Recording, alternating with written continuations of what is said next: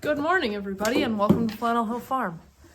So this is my new daily get-up. I am just constantly got treats or food on my hip. Wanted to talk about a couple things. I don't know if you watch Crazy Crafter. Addie over there makes homemade cards, greeting cards, and I met her at the Ozark YouTube Ozark meetup, and she's a very cool lady. She's an Air Force vet. She's doing this thing. You go over to our channel, Crazy Crafter Adventures with K's, and she is doing a Veterans Day card giveaway. So what you do is you buy one Veterans Day card, you fill it out, you write it out to a veteran, and then you send it to her, and she's gonna hand them out down here in the Ozarks at a veterans home in Mount Vernon, Missouri. And if she has extras, they will go to VAs around. We have quite a few VAs in the area. So, that's pretty cool. If you want to be involved in that, you can go to her channel. Her address is on there where you can send the cards and everything. And if you put a card in, you get an entry to win a $50 Amazon. I think it's an Amazon gift card. So you have to go check her out. I think I convinced her that next year we're gonna do a multi-channel thing. Maybe I can get Big K, maybe you all can get Big K to hand out some cards with Addie. So, one of her videos we were watching one of her lives. She was making some Halloween cards right now and Veterans Day cards, and we actually won the card. So I was going to open it and show you guys what it's like to win a Crazy Crafters card. You get a handcrafted thank you card. There it is, Crazy Crafter Adventures from Addie. So that's cool. That's pretty sweet. Very cool, very nice cards. Very good card stock. And then the card that we won, which is not why we watched the video, but I guess it's a cool byproduct of watching the video, is this really cool spooky Halloween card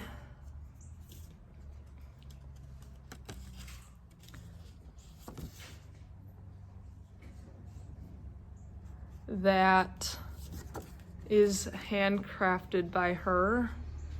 Very cool. The bats are separate, so she glued those on top, but everything else is like stamped or free-handed, I guess. I am in no way artistic, so that could be free-handed for all I know. If it was me, it'd be a stamp, but so that's pretty cool. And then it comes with a black envelope. So she said in her thank you card that we were gonna need a white gel pen to send it. And she's not wrong, because a black envelope, you're not gonna be able to see black or blue writing on there. So very cool. I have an appreciation for the people that have artistic abilities, because I have absolutely none whatsoever. My stick people are kind of garbage, so if that tells you anything. So that's cool. Go check her out. Crazy Crafter Adventures. Send her some veteran cards. She needs at least 111, which I think is a really, really weird number, 11. 111. 11/11. But if we can get her more, that would be cool too. If we could just have, like, every veteran get a thank you card for Veterans Day in the Ozarks, that would be awesome. I think it'd be fun to make Addie drive a couple of hours both directions to get rid of all of her Veterans Day cards. I think it would make her day. So they have to be to her by the 31st, by Halloween, because her birthday is around Veterans Day and she is going on vacation, family vacation. So she's actually going to hand them out a little bit early this year. So have your cards to Addie by October 31st, if you would like. It would be greatly appreciated from Addie and I, and Big K. All right, we have to talk about something. I started that out on a really good note. Maybe we'll end it on a really good note by talking about the puppies and how well they're training. However, we have to talk about something that this happened a while ago. It happened a couple days ago. And I have actually been thinking about whether or not I was going to do a video on it, because I didn't want to show it. I didn't want to have to explain it. I didn't want to have to acknowledge it. But my very first video, I told you guys that I was going to show you everything. I was going to show you our mess-ups, our triumphs, our celebrations. So here we are. This was a royal mess-up. So we have the electric fence, and we have the Shaw. The Shaw's got a door on it. There was a day that Big K had something happen. He didn't get out here to close up the chickens, close the actual Shaw door and lock them in. And I had gotten home and I didn't want to do it. And so we didn't do it. And they were fine. And so it ended up being this thing where we left it open, but the fence was still on for, whenever it just was inconvenient for us to come down here. And then when we got the puppies, then it was, we didn't want to wake the puppies up, so they'll be fine. It's happened before. They'll be good. Well, I came out here Friday, I think, Friday or Saturday. And the fence over there had been knocked down, and I saw 4 or 5 chickens out of the fence. They were down in the pasture just chilling. And then I turned the corner. I don't even know if you can see it anymore, but there were spots of feathers. And I started counting. We went from 21 to 18. So thank God, not too bad. However, my fault. All I had to do was come down that night and close them in the chickshaw, and they would have been fine. But I didn't, and so here we are. So we lost 3. I have no idea. We haven't been able to find anything except for some little feathers, and I quit really looking because I really didn't want to see it, know it, whatever.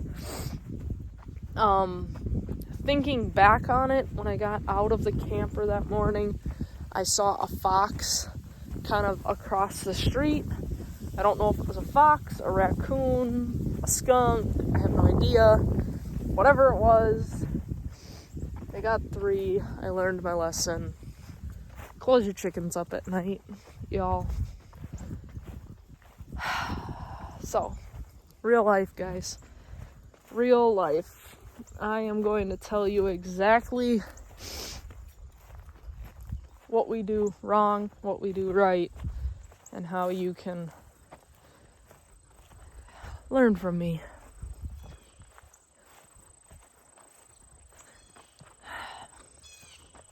So, on a brighter note, we've learned our lesson, we've moved on, and the 18 that we still have are perfectly fine. They're still not laying yet, which is starting to drive me nuts, but I gotta give them time. If I want good eggs, I gotta give them time. So, I'm just gonna let them take their time. We're gonna be working on a fencing project. So I don't know if you all have seen these. This is a way to fence. You need this. If I can get it back together. And you need this tool. That is apparently the old school way to do it. We have a new school way to do it. So this is kind of, I'm gonna let you in on a little secret. This is what happens to most of our projects. I know how to build a house. I know how to build a house with boards and house wrap and whatever. Well, then I get Big K involved and I say, this is how we're gonna do this. Do you have any better ideas? And that's when we end up with the zip system. Same thing happened with fencing. Big K grew up going to his grandfather's farm. Every summer he fenced. He knows what he's doing. So he wanted to go with that. So he says, this is what we're doing. He'll show me a video. He'll show me kind of the tools and everything. And he goes, do you have any better ideas? So here's what I found. Kona's trying to be helpful here. I don't know if you can tell. Not real helpful. A little shaky, huh? She just can't leave. She refuses to leave me alone. It's cute and I mean, here, look at this. Look at that. Right there. The fact that she doesn't get stepped on more shocks me entirely. Okay, so he asked me if I have any better ideas. I found this gripple tool. Now, I know how it works, but I'm not going to be able to like tell you how it works until I try it. So it's got a torque setting down here so that you can crank it down as hard as you want, as tight as you want. And then what holds it together are these things. So these little gripple tools, you put one wire in going one way, the other wire in going the other way, and then they go this way, but they can't go this way. So they go in, but they can't come out from each other. So that's how that one works. And then we got these T-clips, which I have to be completely honest with you, I wouldn't have bought these. They're like that. But Big K said, we need those. So we have them. I'm not entirely sure how they work.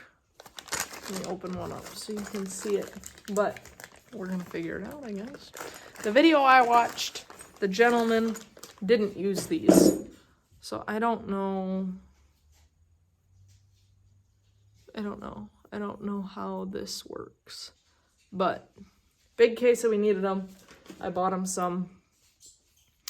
I don't know. We probably will do it both ways. I don't know. But Big K wants to do the H like this. And then he wants to put this wire between And there's like 2 ways to build a fence. We're doing them both ways. We're gonna like overbuild this fence, and then Big K won't have the excuse to tell me we can't have goats. That's what I've decided. So from what I understand, this is how we're building this fence. Oh, did you see? Siding! The siding is all up. All the green is up. It's exciting. I had to rent a boom and the whole thing, but it's up.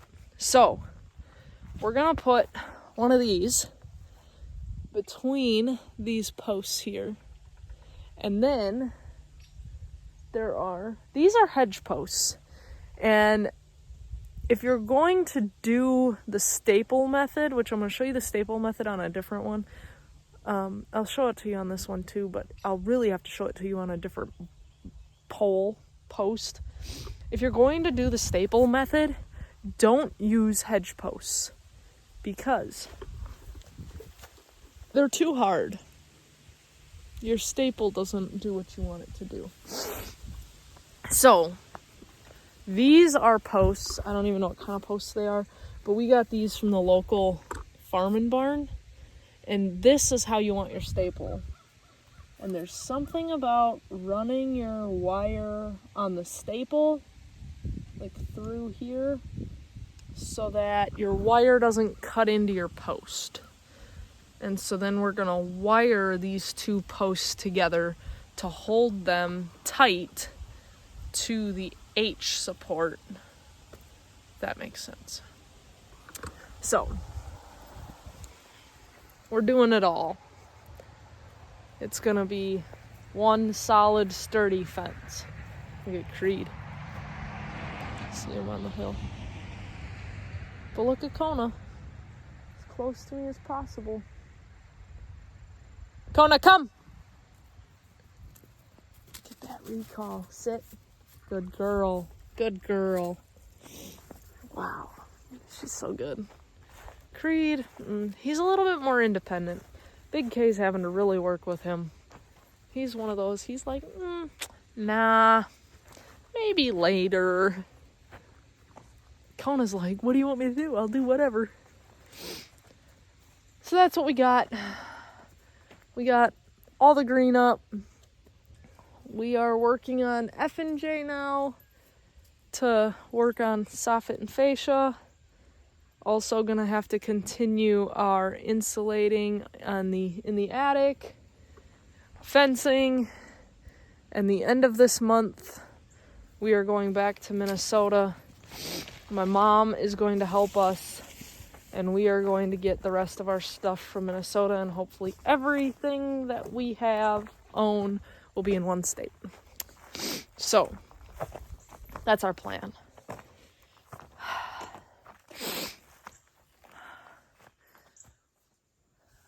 I am glad that you guys watched this video until this point. I really do appreciate it. I hope you learn from my mistakes. Make sure you lock your chickens up. And all of us here at Flannel Hill Farm appreciate y'all. On your way back down the hill, if you wouldn't mind liking, sharing, subscribing, hitting that little bell notification button thing down there. And have a good rest of your day.